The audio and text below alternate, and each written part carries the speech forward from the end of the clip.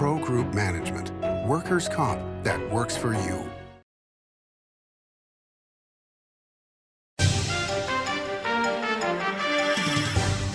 Welcome to Nevada Newsmakers. On the broadcast today, Colonel Kris Thompson joins us. He's retired with the U.S. Army and National Guard. Here for the whole show on an all-new Nevada Newsmakers. Welcome to the Ahern Boutique Hotel, where luxury and warmth come together in the heart of Las Vegas. We take pride in offering a one-of-a-kind experience for both locals and tourists. Join us for handcrafted cocktails and an unforgettable experience. Joel's Chop House, the perfect place to savor views of the Las Vegas Strip. Satisfy your cravings at the Ahern Chocolate Shop. No smoking, no resort fees, and the parking is always free. The Ahern Luxury Boutique Hotel is your home away from home. Here on 7 at 7, we're bringing you the local headlines in just 7 minutes. We've got you covered in the morning, evening, and for all breaking news, in between, and as it happens. Life is busy, and we don't waste your time. Join us for local news now streaming on our YouTube page. Welcome to the Winnemucca Big R. Hi, I'm John Walker. Welcome to Big R Lovelock. Hi, I'm Rich Martin. Welcome to Fallon Big R. My name is Braden. Welcome to Big R Fernley. Hi, I'm Kelly. Welcome to Big R Sparks.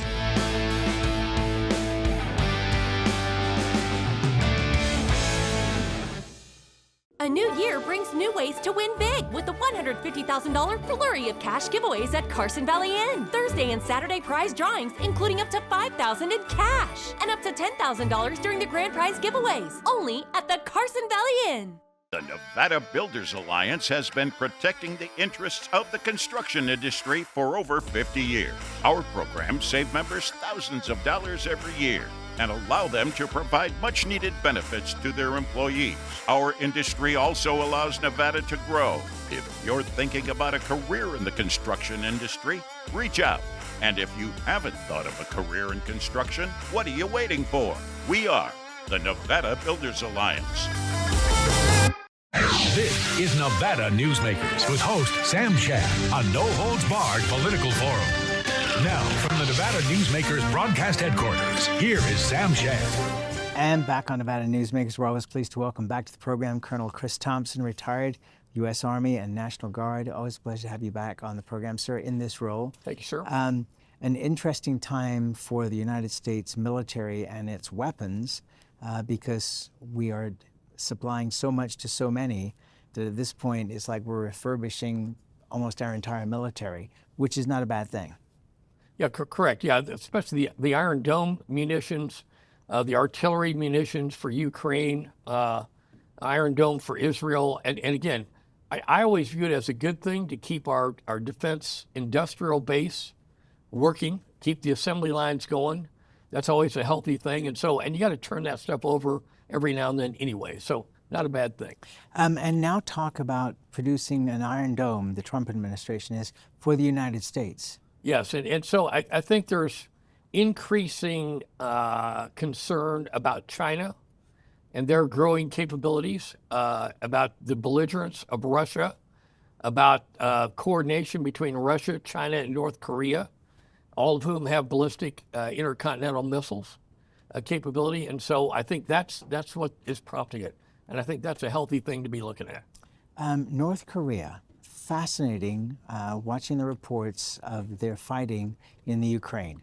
Not necessarily the smartest approach, but they are apparently fearless and brave.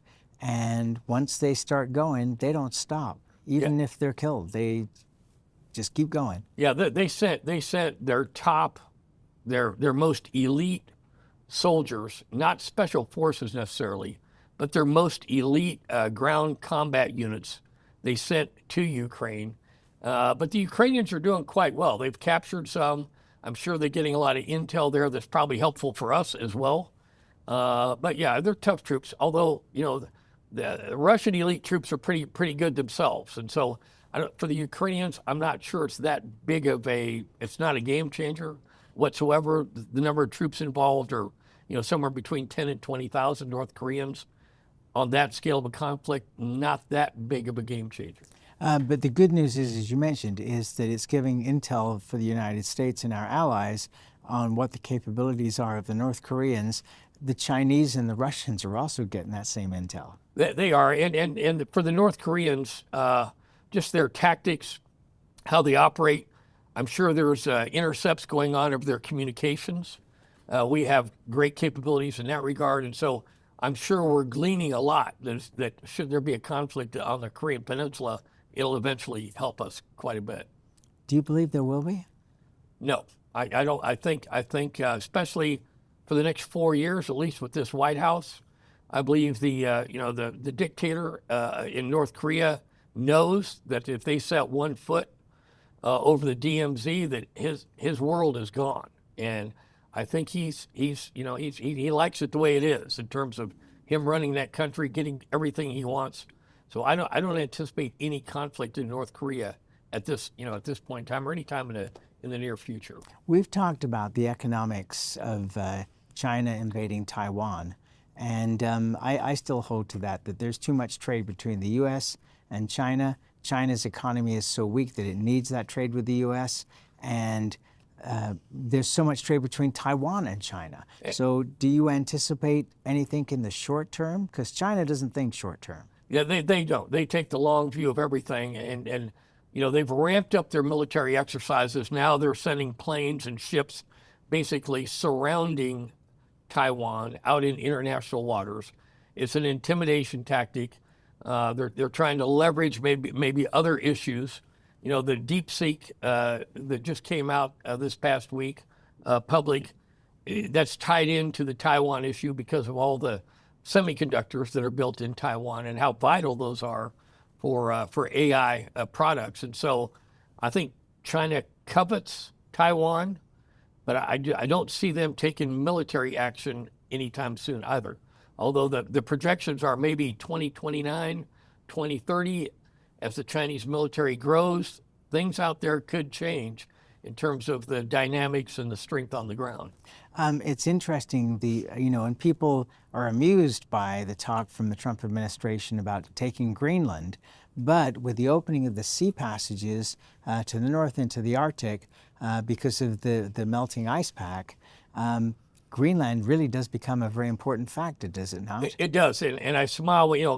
Again, but the first thought is not a good idea for the president to threaten a NATO ally with taking over some of their territory by force, because that by itself would invoke the other NATO allies to come to their defense, right, against us. So that's not real smart. It's not realistic. But I smile because I can see the president looking at it from a real estate perspective, that if that snow starts melting off and those passages, those sea lanes start opening up for year-round, I mean, that becomes pretty valuable, not only from natural resources, but also the oil reserves that are in the Arctic. And, the view is that maybe in a generation, the Arctic will be open up, at least during some months. And so can you put drilling up there? And the answer is probably yes. But I could see him looking at that because it will be very valuable territory in the coming generations for sure. You have worked with your time at TRI with some of the best negotiators on the planet, on both sides of the fence, the ones you were working for and the ones that were coming in to try and cut deals.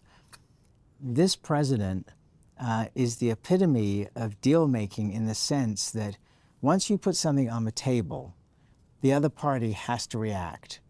And no matter how outrageous your proposal is, they still have to react. And it's fascinating to watch. The Colombia deal was amazing.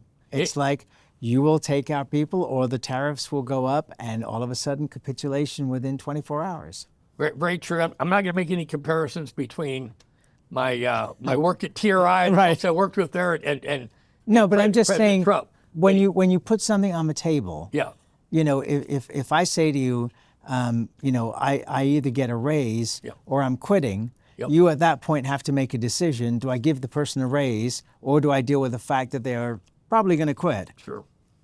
The same thing applies. The bigger the deal is. President Trump is swinging a big stick, to be sure. It definitely got the attention of the president of Mexico. It got the attention of the leadership in Colombia.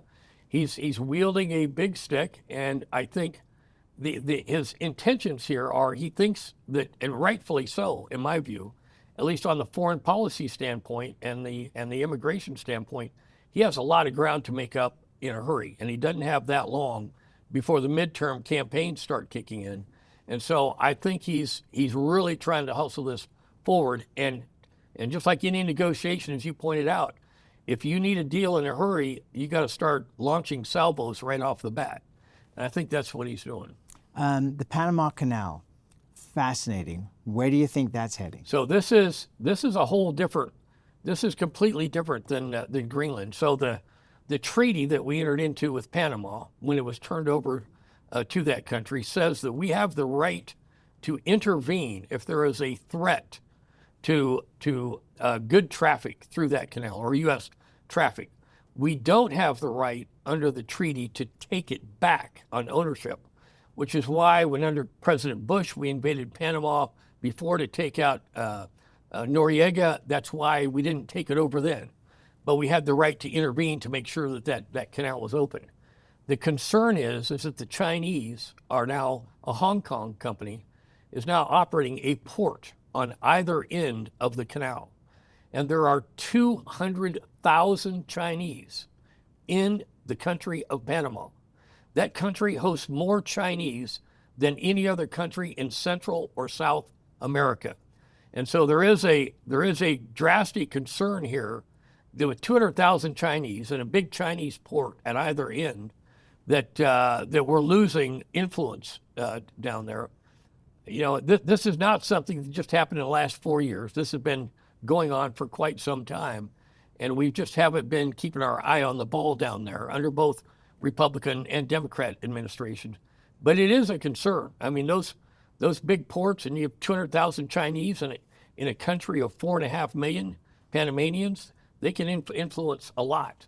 And so it is a valid concern, I think, for the new administration. So if you're going to take your Princess Cruise, take it now. Yeah, pretty much. I mean, you know, a lot of folks are saying, well, those ports are operated by a Hong Kong company, but Hong Kong companies are still under the jurisdiction of China, and they still have to support China in the event. In other words, if there is a conflict involving China, part of the Hong Kong governance is that they have to support the Chinese government around the world.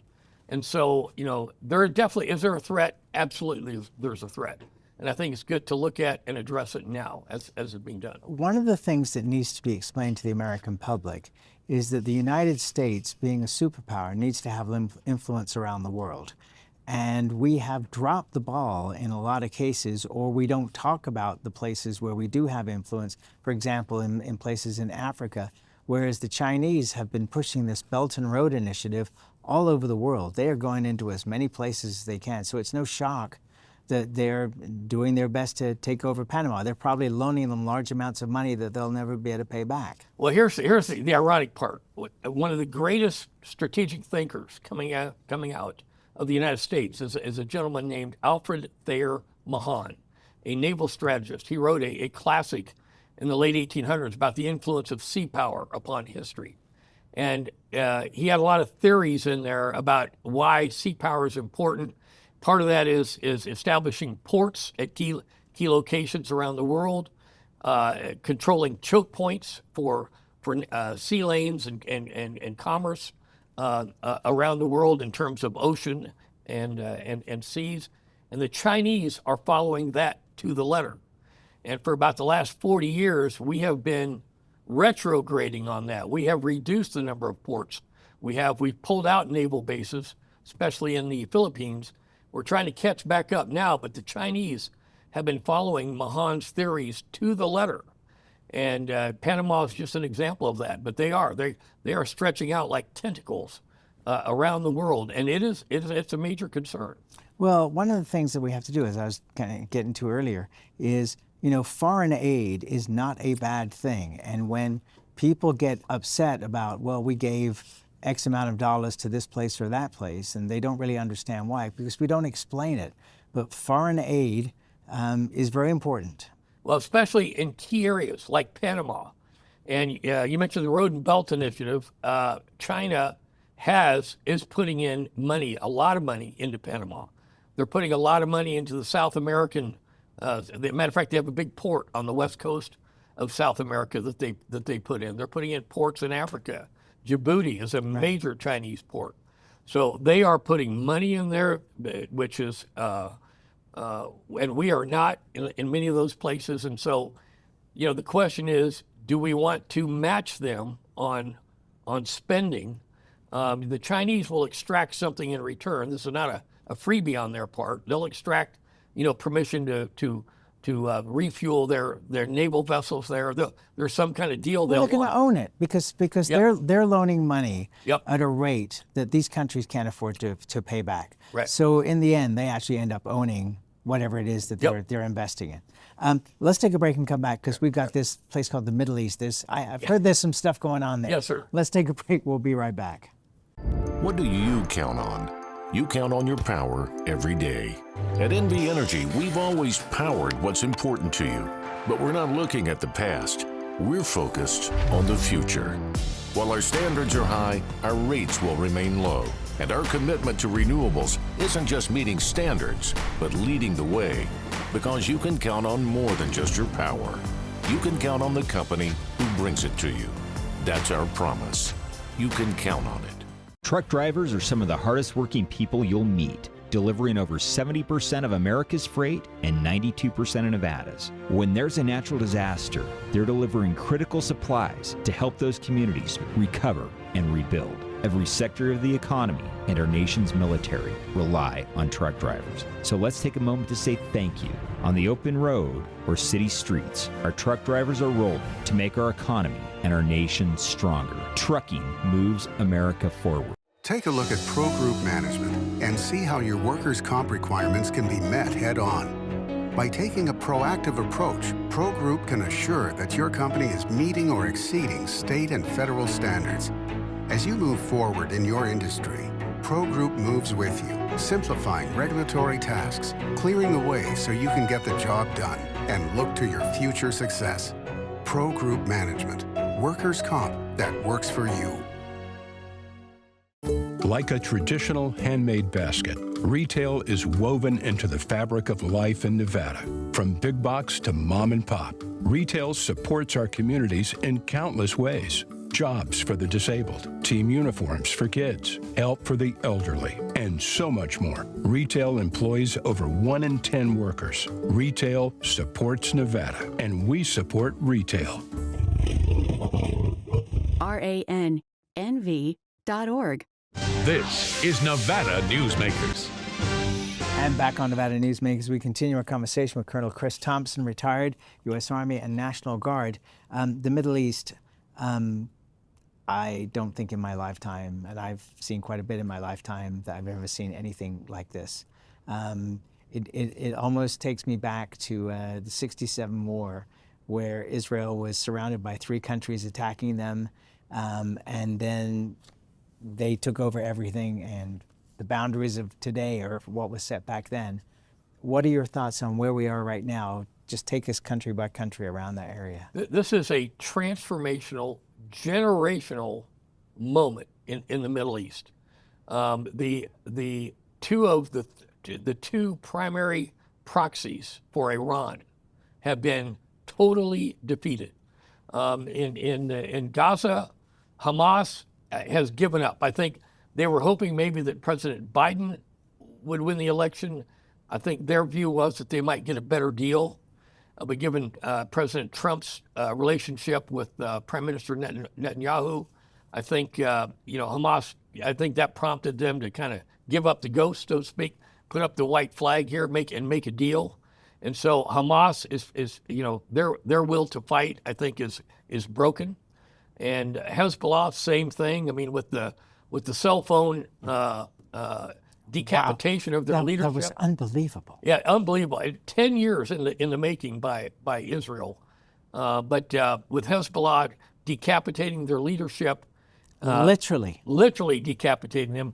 If you look at the maps, Israel did not occupy that much. I mean, they just went a little bit over the border into Lebanon to clear out some of the Hezbollah positions and missile launch points. So, but Hezbollah's pretty much done for. I mean, they wanted a deal real quick.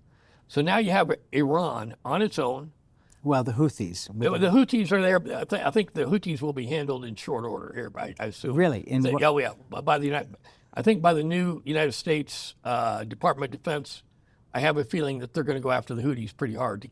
And that's important to keep open the Red Sea for commercial traffic, because right now it's still very much impeded by the Houthis. Right, but what they're saying is that at this point they're just going after Israeli companies. They're not going after all the other traffic. So they say, yeah. So right. But plus their capabilities not quite what Hamas and Hezbollah was. But Iran is the key in that region. Israel's already taken out their air defenses. So Iran is sitting there impotent right now. They can't do anything. So in my view, right now is the time to squeeze Iran. Squeeze them hard and make sure that they give up their nuclear program, which surely they have going on. I mean, they've got, we haven't had UN inspectors in key areas ever in Iran. The areas that they have been allowed to cleared inspection, but that's not, that's never trustworthy in terms of are they producing nuclear weapons or not. But right now is the time to take that regime down from the possible list of nuclear-capable countries. And I have a feeling that that's going to be on the agenda here for the next 4 years. Well, what Israel has done is a generational move that for the next 20 years, those groups that you mentioned are not going to be able to come back because they're going to be too busy rebuilding. And they've gotten Iran to the point, as you said, where the air defenses are gone, which means they're unprotected. And they're not going to use their nuclear weapons if they have them at this point, because Israel also has nuclear weapons and they would take them out in an instant, as would we.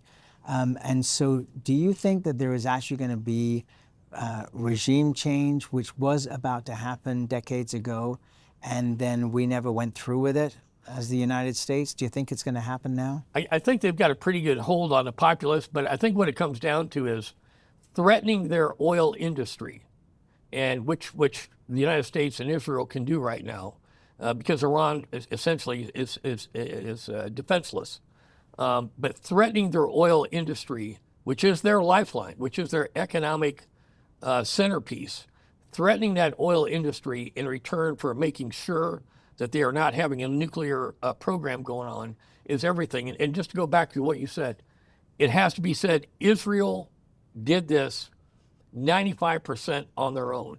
There are some things you could question at this point in time about, did they take proper measures to protect innocent civilians?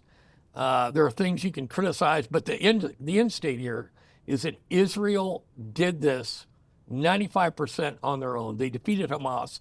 They've defeated Hezbollah. They've taken down. They brought Iran to its knees, and so you have to salute Israel for a major strategic success here. To say the least. We'll be right back. The new year is bringing so much fun to Tamarack Casino with cash and free play drawings Thursdays and Saturdays, and $40,000 in grand finale giveaways Thursday, February 27th. Your good times are at Tamarack Casino.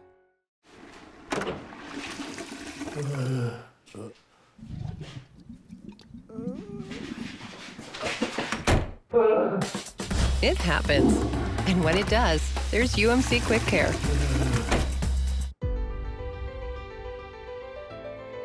Welcome to Story County, where history meets innovation, and a pioneering spirit continues to shape our future. At the heart of the Tahoe Reno Industrial Center, we power the future with global leaders in technology and manufacturing, driving progress that reaches far beyond our county lines.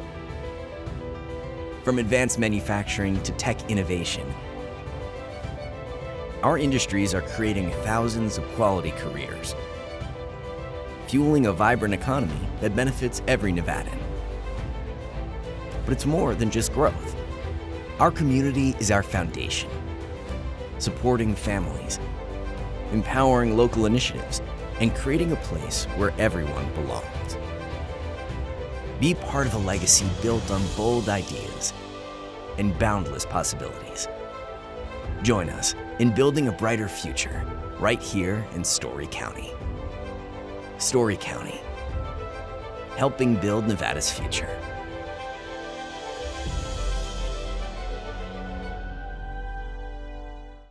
We wouldn't steer you wrong with the gold standard of steaks at Joel's Chop House. Indulge in dry-aged steaks, seafood, Wagyu tomahawks, and great views of the Strip.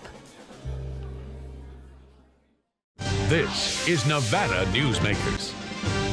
And back on Nevada Newsmakers, we continue our conversation, but not much of it, with Kris Thompson here, Colonel Kris Thompson, with Miriam Adelson on the platform at the inaugural, and Hayam, the free newspaper that she controls in Israel, which is the largest publication there. Looks to me like the Abraham Accords are going to move forward, and Saudi Arabia is next on the list. Well, let's hope so. I think that would be a big move. I think now that the dust has settled in the Middle East for Hamas and Hezbollah, I can see Saudi Arabia getting back into an agreement with Israel. That's where we have to leave it. Thank you, sir. Thank you, Always sir. appreciate you being here. Yes, and sir. we'll be right back. Each day, the Children's Advocacy Alliance partners with leaders, legislators, and families across Nevada to improve children's health, education, economic well-being, and safety. We recognize Nevada will be no better than the state of its children. Be a part of this change. Be a supporter of the Children's Advocacy Alliance. For more information, go to caanv.org. As you know, Reno is booming. Toll's development company is helping it grow with insightful design and development, building community with every project, adding beauty, adding excitement, emphasizing our shared humanity. Reno is becoming bigger. Toll's development is helping it become better, more livable, more enjoyable. To learn more, go to tollsdevelopment.com. tollsdevelopment.com. Imagine a magical garden that feeds Carson City's hungry and homeless, teaches our high school students agriculture, creates hanging floral displays to beautify downtown, and yet charges nothing. It's not magic. It's the Greenhouse Project. It's real, it's growing, and it needs your help.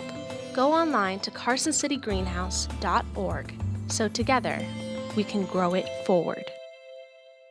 Southwest Specialties has been making the homes and businesses of Nevada beautiful for more than 20 years. Their experienced designers and craftsmen create the walkways, backyards, water features, and a variety of outdoor cooking areas that add curb appeal and value to your investment. Call today or visit them at their website and see how they can make your outdoor spaces special.